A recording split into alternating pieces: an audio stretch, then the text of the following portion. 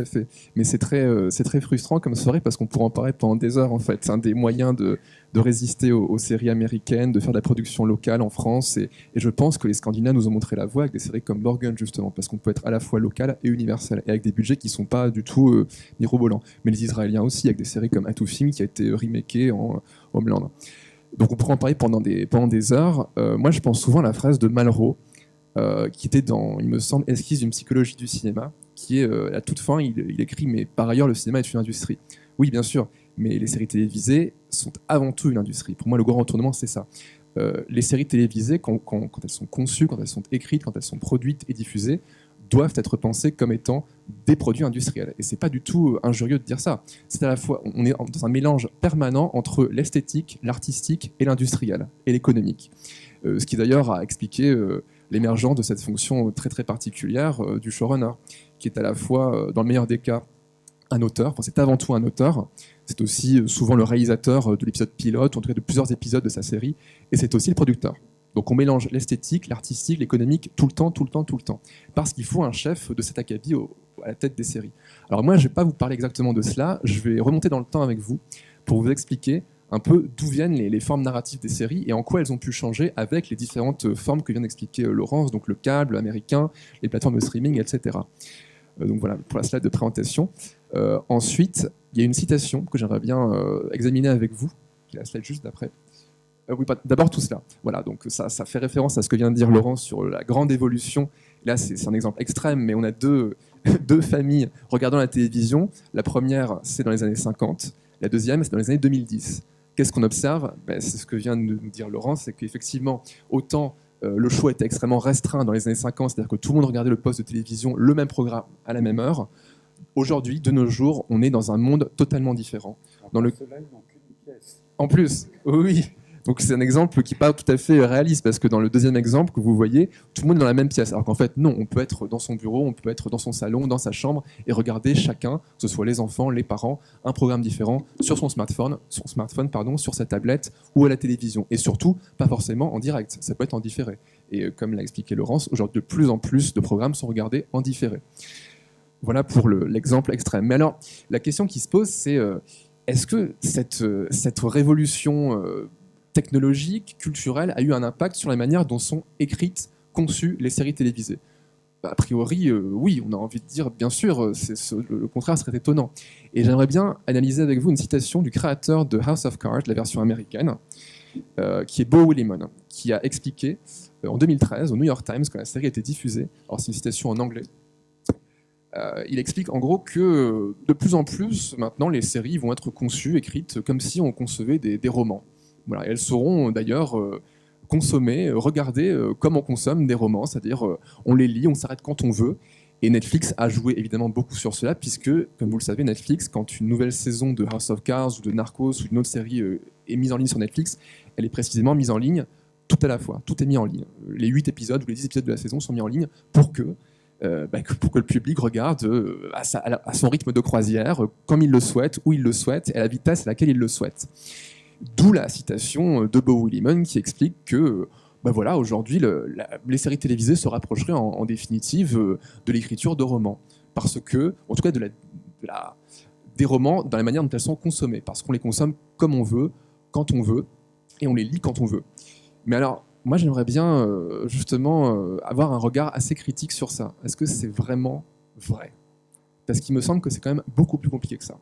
Est-ce qu'avec Netflix, est-ce qu'avec House of Cards et les autres séries de Netflix, on serait arrivé au terme d'une odyssée dans l'écriture, dans la conception des séries, qui ferait qu'aujourd'hui, bien finalement, voilà, la télévision, qui était donc une industrie basée sur la notion de rendez-vous, on se donnait rendez-vous toutes les semaines, devant son poste de télévision, à la même heure, pour regarder le nouvel épisode de la série. Est-ce qu'on serait arrivé au terme de cette histoire-là ? Il me semble que c'est un peu plus complexe que cela. Et c'est pourquoi je voudrais analyser avec vous différentes strates de l'histoire de la création des séries. Et j'aimerais bien remonter dans le temps, mais très très très très loin, au 19e siècle. Pourquoi ? Parce que, et ça, on peut en discuter évidemment, mais le principe de se retrouver semaine après semaine avec une histoire qui continue, avec le nouveau chapitre d'une histoire, mais en fait quand on y réfléchit, et c'est pas chauvin que de dire ça, mais ce sont un peu quand même les Français qui l'ont inventé avec le roman feuilleton. Et je parle d'écrivains assez obscurs comme Alexandre Dumas, Balzac, Zola. Voilà, donc pas n'importe qui, mais Les Trois Mousquetaires étaient publiés semaine après semaine sous forme de romans feuilletons. Les Mystères de Paris, qu'on a un peu oublié aujourd'hui malheureusement, même chose. Et Fantomas, au début du XXe siècle, pareil. Donc cette forme, ce principe de revenir à une histoire, de reprendre l'histoire là où on l'avait arrêtée semaine après semaine, vient, il me semble, à des origines littéraires. Les Anglais ont eu à la même époque ce qu'ils appelaient les Penny Dreadfuls, qui a d'ailleurs donné une série télévisée sur Netflix récemment. C'était en fait des histoires plutôt horrifiques pour le coup, mais on retrouve ce même principe d'un rendez-vous. Et cette première notion, la notion de rendez-vous, c'est une des trois notions que je voudrais analyser avec vous. Rendez-vous, cliffhanger, mais Laurence a déjà un peu abordé, et enfin la notion de la longueur des œuvres, la longueur des épisodes, la longueur des saisons. Est-ce que ces trois paramètres ont vraiment évolué au cours de ces 50 dernières années ? Et on le voit pour la notion de rendez-vous, mais en fait, c'est une notion extrêmement ancienne. Elle date du 19e siècle. Si on passe ensuite au début du 20e siècle, c'est la slide d'après, on se rend compte que finalement, et là ça rejoint un peu ce que disait Nathalie, sur le lien entre cinéma et télévision, mais je pense qu'il est encore beaucoup plus profond que ça. On peut en discuter, c'est un vrai sujet à débat, mais les serials, qui étaient en réalité parmi les premiers films produits en France, aux États-Unis au début du XXe siècle par des grands réalisateurs comme Louis Feuillade, mais le principe des serials, c'était d'être vus semaine après semaine, mois après mois, dans des cinémas. Dans des cinémas qui étaient à l'époque des palaces. Pensons au Gaumont Palace, qui est aux places de Clichy et qui est aujourd'hui un Castorama, un Flunch aussi. Mais voilà, le principe, c'était pareil que les romans feuilletons, c'était de revenir régulièrement dans les cinémas pour voir la suite du feuilleton, du serial en l'occurrence. Et pour moi, il y a un lien vraiment assez étourdissant entre ce qu'était cette forme à l'époque, des serials, et ce que sont les séries télévisées aujourd'hui. Et d'ailleurs, la notion de cliffhanger, c'est la deuxième notion que je voudrais analyser, d'après certains historiens de la télévision et du cinéma, elle vient de là. Elle vient d'un serial qui s'appelait Les Périls de Pauline, The Perils of Pauline, qui était réalisé aux États-Unis par un réalisateur français. Parce que l'avantage à l'époque, c'est que les films étant muets, il suffisait simplement d'avoir des cartons, des intertitres dans la langue du pays, mais on pouvait être un réalisateur français talentueux et émigrer aux États-Unis et réaliser un film aux États-Unis. Et bien la notion de cliffhanger viendrait, selon certains historiens, des Périls de Pauline, un serial de 1914, il me semble, dont vous voyez un photogramme à droite là-bas. Pourquoi ? Le cliffhanger, c'est la notion de, à la fin d'un épisode, à la fin d'un film à l'époque, d'un film de 60 minutes, on avait l'héroïne dans une situation de détresse absolue, et il fallait absolument voir la suite, donc, et revenir la semaine d'après pour voir la suite du serial. Donc ça vient de là. Là aussi, donc, notion de cliffhanger très ancienne. Et je voudrais avec vous passer maintenant à l'histoire de la télévision à proprement parler.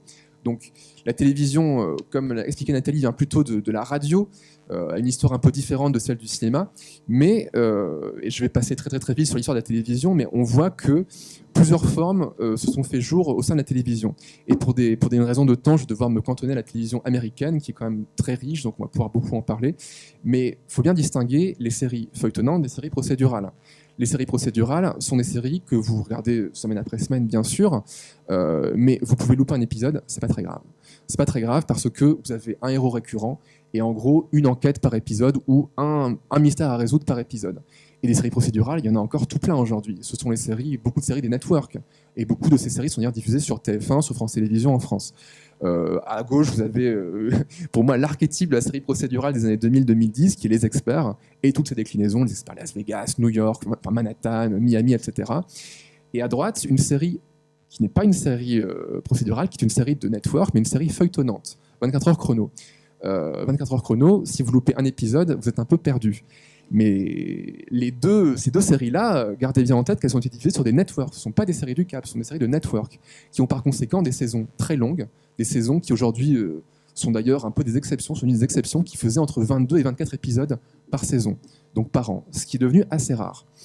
Voilà pour les deux formes qui sont assez différentes. Et pour le coup, aujourd'hui, quand on parle de la révolution des séries, de l'explosion de la production des séries, on est plutôt sur le deuxième type, qui est des séries feuilletonnantes, des séries que vous ne pouvez pas lâcher précisément parce que vous devez absolument voir la suite de la série et un épisode doit être suivi du suivant.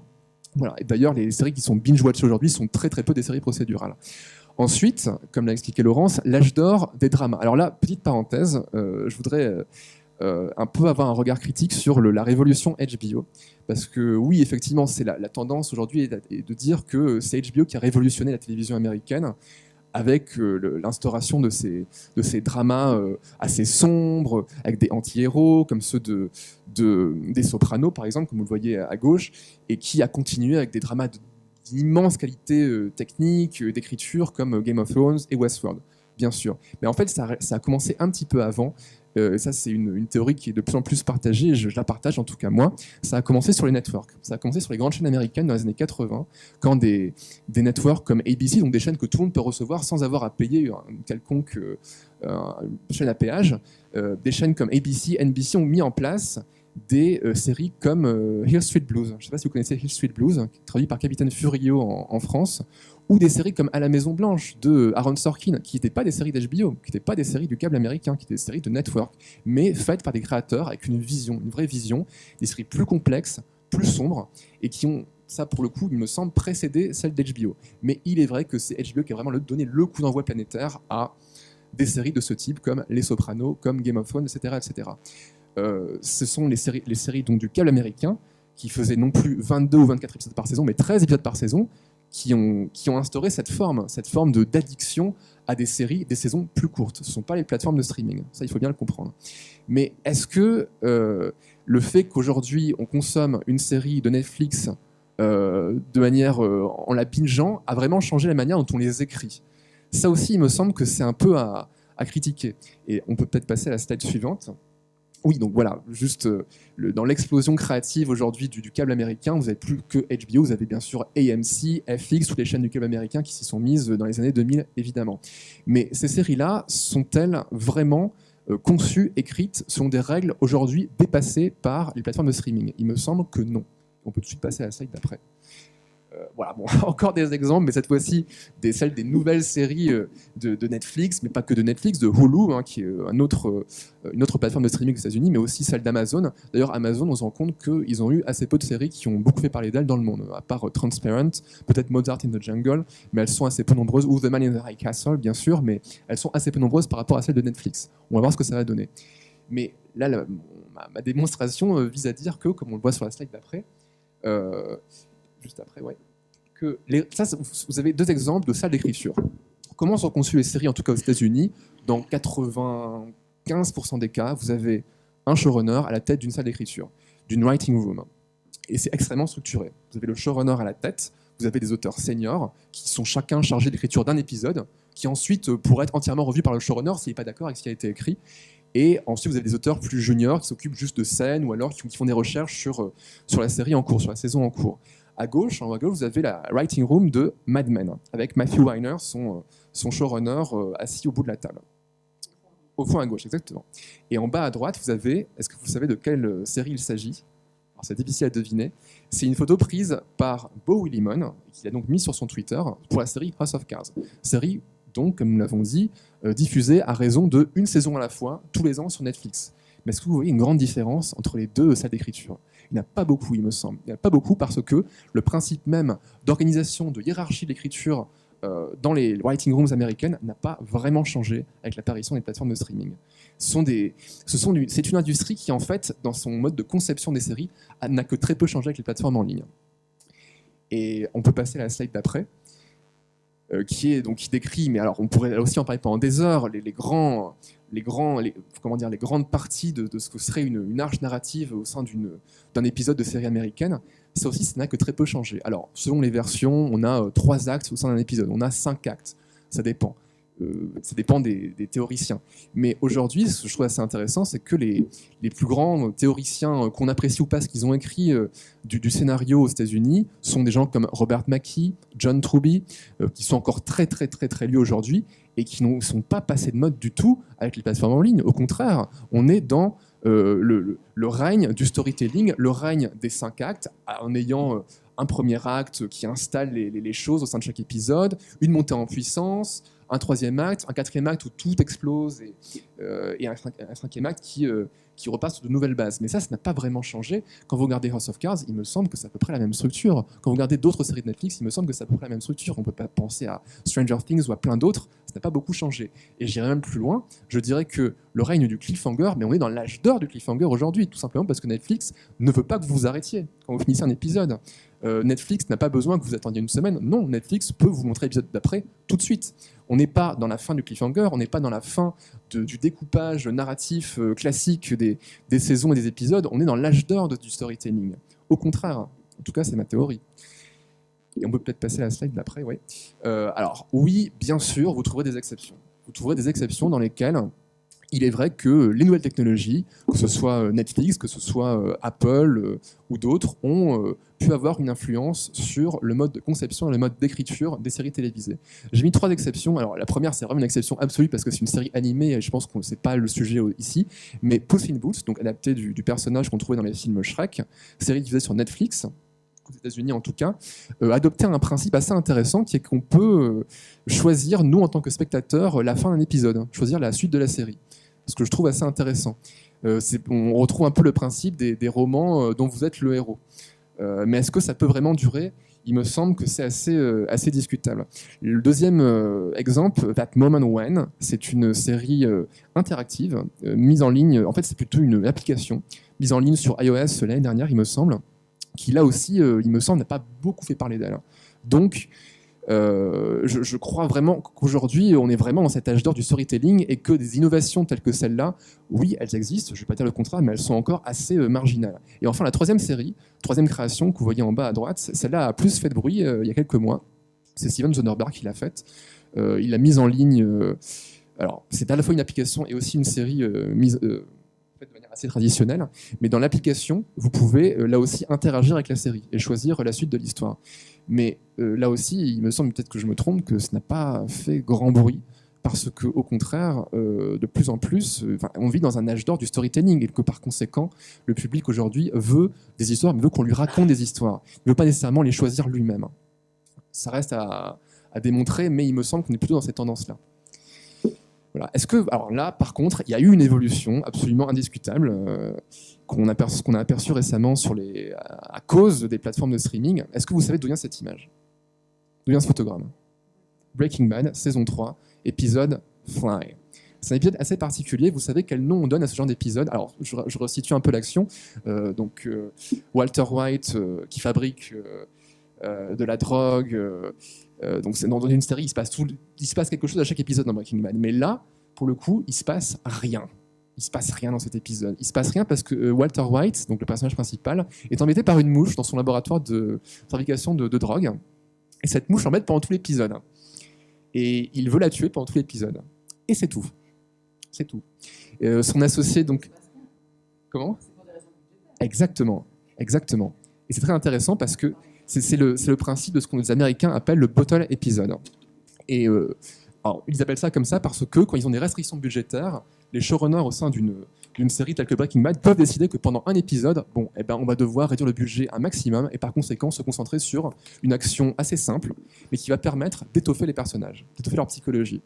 Ce que je trouve assez intéressant. Mais ce type d'épisode, les bottle épisodes, qui sont considérés parfois, même assez souvent dans des séries comme Breaking Bad, comme parfois les meilleurs épisodes d'une série. Aujourd'hui, Fly, qui n'a pas été l'épisode le plus regardé de la série, est considéré par les amateurs de Breaking Bad comme un des meilleurs épisodes de la série. Mais ce genre d'épisode, est-ce que vous en connaissez beaucoup sur Netflix ? Non, ça a tendance à disparaître. Ça a tendance à disparaître parce que, au contraire, Netflix insiste pour qu'il se passe quelque chose à chaque épisode. Et par conséquent, ce qui faisait le sel de certaines séries comme Breaking Bad, comme d'autres séries aussi qu'on pourrait citer, mais tend à disparaître. C'est-à-dire qu'on n'est plus dans des séries qui aujourd'hui prennent leur temps. Aujourd'hui, les séries ne prennent plus leur temps, malheureusement. Et je trouve que c'est, à titre personnel, je trouve ça assez déplorable. Donc ça, c'est une véritable évolution que j'ai remarquée. Alors, pourquoi Netflix insiste tant pour tout diffuser à la fois au sein d'une saison ? Eh bien, comme l'explique Ted Sarandos, le patron des contenus de Netflix, c'est parce qu'ils se sont rendus compte que le public, il y a une partie du public qui est une partie prescriptrice de tout cela, et que aujourd'hui, ils remarquent que ceux qui regardent une série, une saison, et qui la binge-watch, eh bien, auront une influence sur le reste du public. Parce qu'ils vont tweeter, parce qu'ils vont poster des messages sur Facebook, et par conséquent, ces influenceurs, on va avoir une vraie influence sur l'image de Netflix et l'image de ces séries. Et donc c'est une vraie stratégie de Netflix, mais est-ce que c'est une bonne chose pour les séries en général ? Ça, c'est pas à moi d'en juger, j'ai mon avis personnel, mais peut-être que vous l'avez un peu décelé dans ce que j'ai dit. En tout cas, c'est une vraie révolution. Et avant qu'on passe sur ces graphiques-là, donc sur les 3 notions que j'ai voulu aborder avec vous, notion de cliffhanger, elle n'a pas vraiment changé. Au contraire, on est dans l'âge d'or du cliffhanger. Depuis les romans feuilletons jusqu'à aujourd'hui, je pense qu'au contraire, on a vu une évolution, on a vu une explosion de l'importance du cliffhanger. La notion de rendez-vous, par contre, ah oui, ça très clairement, la notion de rendez-vous, s'en est trouvée battue en brèche complètement par les services de plateforme en ligne. J'ai une anecdote assez intéressante. J'ai fait l'expérience moi-même. C'est au bureau, quand je me rends au bureau tous les jours, je parle à mes collègues et je leur demande, mais quand un épisode de Game of Thrones vient d'être diffusé en France, le lendemain matin, on se retrouve au bureau à la machine à café et je leur dis, mais vous avez vu, mais c'est incroyable, le Red Wedding, le mariage, oh là là. Et tout le monde en parle, tout le monde dit, mais oui, mais c'est incroyable, c'est super. La télévision diffusée à l'ancienne, entre guillemets, de manière traditionnelle, semaine après semaine, continue à faire parler d'elle. Continue à faire parler d'elle parce qu'elle crée du lien social. Et ça, il me semble que c'est quelque chose que la littérature ne peut pas faire, que le cinéma peut moyennement faire, mais que la télévision peut faire très clairement depuis ses origines. La notion de rendez-vous, semaine après semaine, et le lendemain matin, on se retrouve à la machine à café, et on se dit, mais les Stark, franchement, c'est horrible ce qui leur est arrivé dans Game of Thrones. Voilà. Netflix, et j'en ai fait l'expérience, quand la dernière saison de Narcos était mise en ligne l'année dernière sur Netflix, le lendemain matin, enfin, le lundi d'après, je me suis retrouvé donc au bureau et j'en ai parlé à mes collègues et je leur ai dit mais vous avez vu la nouvelle saison de Narcos? Et certains d'entre eux m'ont répondu ah oui, on a tout vu. Moi j'en ai vu que 2 épisodes. Et du coup je leur ai dit oui, donc on peut pas en parler en fait parce que vous allez me spoiler. Ah bah oui, on peut pas s'en parler. Voilà. Donc on perd cette notion de conversation que crée la notion de rendez-vous à la télévision. Et je trouve ça un peu dommage parce que c'est quelque chose que la télévision pouvait faire et que sous ces différentes formes, ces nouvelles formes de streaming ne peut plus vraiment faire à cause de gens comme ce monsieur. Voilà. Et on va enchaîner avec Victor, mais je voulais juste, j'ai trouvé ces données assez intéressantes sur les raisons pour lesquelles les Américains aiment bien binge-watcher. Et on voit que Netflix a totalement réussi sa stratégie, qui est de dire que voilà, les Américains, vous ne voulez pas attendre parce que vous voulez connaître la suite tout de suite. Voilà. Sauf que, est-ce que c'est encore de la télévision? Ça se discute.